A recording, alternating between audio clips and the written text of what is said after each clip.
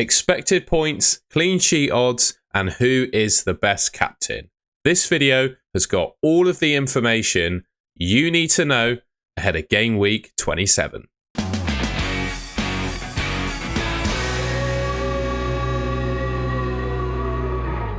All right, we're going to start the video off then by going through the top players for expected points by position. And I just wanted to say, all of this data comes from Fantasy Football Hub. If you use the link in the description, you can sign up yourself for Fantasy Football Hub and see this data for yourself. So what we've got here is a view of the top goalkeepers for expected points just for Game Week 27 in isolation. We can actually see Alisson is the #1 goalkeeper. Newcastle at home for him, 4.3 expected points. David Raya has got Forest away, 4.2 expected points for him. And it's Jurgensen, the new starting goalkeeper for Chelsea, who have obviously got Southampton at home. I actually think if you're in a position where you're looking to free hit, not free hit, dead end into 29 and use your wild card afterwards, or wild card into 29 or whatever, and you've got an opportunity to take a short-term punt on a team, I potentially look to the Chelsea goalkeeper. You know, they've not been great of recent, Chelsea, but the next two fixtures they've got are fantastic. So, yeah, I like him against Southampton. Flecking with Everton at home, Onana with Ipswich at home, Jose Sarr with Fulham, and Areola with Leicester are your top keepers. And then we've got a view, you know, I think when you make a transfer in FPL, you want to do so with more than just one game week ahead of time in mind. So here we've got a projection of the next 5 game weeks. Raya is top, and you can also see there's no Alisson. Alisson is top for 27, doesn't appear on the list for the next 5 because obviously he blanked in Game Week 29. Palmer, the Ipswich goalkeeper, in second place. I think he's just heavily back to make a lot of saves, basically. Jorgensen, the Chelsea keeper, Jose Sarr, Ederson, and Pickford are your top goalkeepers for the next 5 weeks. Defenders then, and for 27 in isolation, we've actually got Trent top. He's got Newcastle at home. It's obviously quite a tough fixture, but they have obviously just beaten Man City 2-0. So, yeah. I guess, I don't know. I think with the quick rotation of games, I'd say I was going to question his minutes, but I reckon actually what you'll probably get from Trent is he'll play like 61 minutes, get subbed off for Connor Bradley, lock in a clean sheet, and then Newcastle score when Bradley comes on. That's what I'm hoping for. Gabriel in second, you know, just with his sheer attacking threat. And, you know, I know they just lost 1-0 to West Ham, but I do think the Arsenal defence are looking strong for the next few weeks. Got Forest away, who obviously a good team, but in general this season, they've not been a team that create a huge amount of chances, although that's kind of changed recently, hasn't it? They put 3 past Newcastle, 7 past Brighton previously. They're a decent goal-scoring team, to be fair, but, you know, Gabriel's still one of the best defenders in the game. I mentioned the Chelsea asset.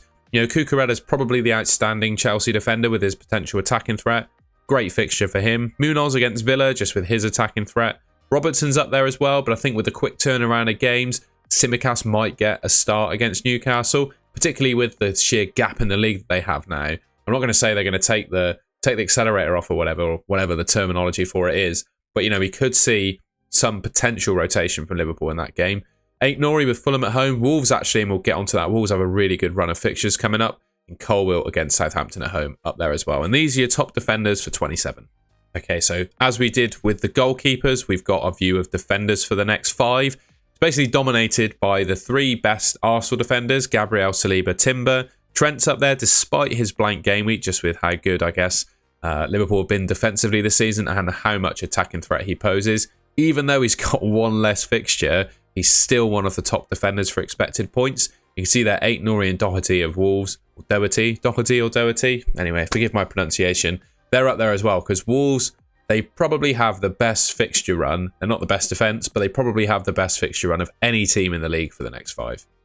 But that list of top defenders for the next 5 weeks is kind of dominated by the premium defenders. So what I've got here, we can't all just have a team full of premium defenders. We've got some cheaper ones. So I'll price this at 5 million and below and set a filter. So we just saw Aït-Nouri and Doherty up there. Howson of Bournemouth, I really like him as an option at 4.5 million. I'm considering actually buying Howson myself. Munoz, 4.9 million. He's basically a right winger for Crystal Palace at the moment. And he's got a blank, obviously, in Game Week 29, but he's still one of the top defenders or cheap defenders in the game. Estupinian, interestingly, up there at Brighton. And Nelson Semedo. So it's looking like Wolves and Bournemouth defenders are probably on the menu if you're looking to go cheap. All right, midfielders then. I know I've got Salah's picture here, but the top midfielder for expected points for 27 is actually Cole Palmer. you know, I could probably get behind that considering the quality of the fixture. Although just with Salah's form, I mean, the guy's outrageous. It's actually, we'll get onto captaincy in a second. I mean, at the moment, I'm not even going to make a decision on captaincy yet. I think it's a real toss of a coin between the two. I know Chelsea's form has dipped in recent game weeks, right? No doubt about it. I think they're struggling without an out-and-out centre-forward in their team. But Southampton at home is such a good fixture that, you know, Palmer could well be the top midfielder. But then you got Salah with the form that he's in. Newcastle, you know, they're not that solid defensively. So you wouldn't be surprised to see Salah come away with a haul in that game as well. So, you know, a couple of really good options for captaincy this week. Be interested, by the way. We'll talk about captaincy later on, but I'm interested to know in the comments who you think your captain's going to be for Game Week 27. And Kunku, he's got Southampton at home as well. Started the game for Chelsea against Aston Villa. So, you know, he could be a pretty decent option now, particularly with all the injuries that Chelsea have. Nice differential. I didn't actually mention him on my buy and avoid video. I wish I did, because he could come good. Son, Mbumo, Bruno Fernandes and Foden are your other top midfielders for Game Week 27. In terms of the next 5 game weeks, with the fact that Liverpool have a blank and Palmer has some really good fixtures coming up, it's no surprise to see him slightly ahead of Salah in terms of expected points. But despite his blank game week, because he's had such a good season and he's just amazing, Salah is still second place on this list, ahead of Son, Dango Ouattara, Foden and Mbumo as your top midfielders for the next 5 weeks. And then we've got the cheap midfielders. So similar to what I did with the defenders, I wanted to provide a view of cheaper midfielders in the game. So I set a filter here of 7 million and below. And it's no real surprise basically to see the best cheap midfielders in the game being the Bournemouth mids, the 3. Dango, Semenyo and Cliver. Interesting to see that Dango, according to the Fantasy Football Hub algorithm, right now is the #1 Bournemouth midfielder. I'd put that game aside that they had in Game Week 26. You know, the red card completely changed the game. Dango basically played at left back, to be fair. So I'd put that game out of sight, really. Semenyo second for them and Clive at third. I would probably say my personal order would be Clive at first, with the fact he takes penalties. Dango in second. I think he, playing in that centre-forward position at least, is probably more dangerous from open play than Semenyo is. You've got Trossard up there as well. You know, he's going to be starting regularly for Arsenal. It's just a case of, are Arsenal actually going to create enough chances where it's even worth buying him? Kulusevski, he's probably been Spurs' best attacking player this season. But I saw in the comments of my buy and avoid video that he's played a lot of minutes recently and he could be getting a benching soon. Although I'm not sure that actually comes against Man City, but I guess we'll see. And then Nkunku's up there as well. He's gone down to 5.7 million. He could be a pretty decent option if he starts with that Southampton and Leicester at home fixtures. Yeah, let me know what you think of Nkunku. On to forwards then. And the top forward for Game Week 27 expected points is Erling Haaland. Isak in second place. We got Cunha in third. Fulham at home. Good fixture for him. And, well, I say decent fixture for him. And like I said, with thinking longer term, I really like him with the quality of the Wolves fixtures. Mateta, who is just he's in really good form at the moment. Villa at home for him. Now, Villa are definitely not the best defence in the league by any stretch of the imagination. So he could definitely do well in that one. Watkins, Crystal Palace away, he could do decent, although obviously Palace had a really good result against Fulham in 27. Wissa, who I actually really like, and Chris Wood, who's got Arsenal at home. But we all know what Chris Wood can do. I know I said I back the Arsenal defence because they've got good fixtures and at least defensively look all right. I'd probably back Chris Wood to score in that game, to be fair. And then we got the next 5 game weeks. So Haaland is #1. Cunha, #2. Cunha is actually ahead of Isak, but that's obviously because Isak's got a blank in Game Week 29. And like I keep saying, the fixtures for Wolves are really good. I think if you don't have Cunha already, with that blank coming up in 29, and other strikers maybe not performing in your team, I think he's a great buy at the moment. Isak, I definitely hold him for Liverpool away. In fact, just go back to that one game week view. It's a tough fixture, to be fair, but you know, you could easily see him scoring in that game. And then it's what? West Ham after that, and then it's blank. So you're probably keeping Isak until Game Week 29. And even then, you know, getting through Game Week 29, you could well just be putting him on your bench with the sheer amount of value that you've probably accrued in him. And obviously, you're going to want him back in 30 and beyond. Chris Wood, Arsenal, Man City in his next 2. Although I'm just checking, that is Man City. That is Man City. Man City are definitely a team to target from a defensive perspective, so I wouldn't really worry about Chris Wood's chances of scoring there. And then Arsenal, that's a tough game, but I still think he could get one there. Wissa and Raul Jimenez are your other top forwards. Clean sheet odds then, in no particular order, courtesy of 11ify. Usually I pick out I always do this, pick out teams with above 30% likelihood to keep a clean sheet, because for me, that's really the level of which I'd actually consider starting someone. So there are a fair few teams with above 30% clean sheet odds this week. You got Arsenal, Liverpool, Crystal Palace on 27 are fairly close, to be fair. Chelsea on 42, Man United, they've got Ipswich, to be fair, so they're on 39.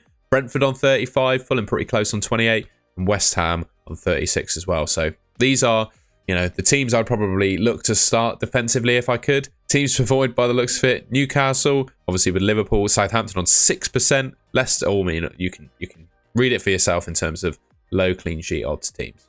And finally, the captaincy. I will talk about this in a bit more detail in my team selection video, which I'll have coming out later on, that'll be on Monday evening. Get so confused with the day with a quick game week turnaround. It's really tough, isn't it, on captaincy this week? Both Fantasy Football Hub and FPL Review expected points algorithm have Palmer as number 1. He's 8.8 to Salah's 7.9 in Hub. And then on FPL Review, 8.5 to Salah's 7.5. So basically 1 expected point ahead on both platforms. But I don't know. I know my camera went out of focus then. Obviously, Palmer has the fixture, right? But his form recently has not been good at all. Salah's form has been good, regardless of the opposition that he's faced. It's just whether, I don't know, there's a bit of legginess from Liverpool, just with the sheer amount of games they've had. I don't know. I could really go either way with this. You know, the narrative is simple, right? You pick the player that's in form. In Salah, obviously take the risk that he has a slightly worse fixture, or you pick the player with the great fixture who's in slightly worse form, and you take the risk that he's not been in great form at the moment in the team in general on Palmer. That's the decision you got to make. So let me know again in the comments, based on what you're thinking, who your favourite captain is for 27. Because ultimately, you know, no one I don't think is going to captain outside of Palmer and Salah. And I think, you know, people that have sold Palmer going into Game Week 27, seeing that people will definitely be captaining him in Game Week 27, I think will come to regret their decision. Because just having Palmer in your team at the moment, even if, you know, you don't captain him, you're going to probably do okay out of his points.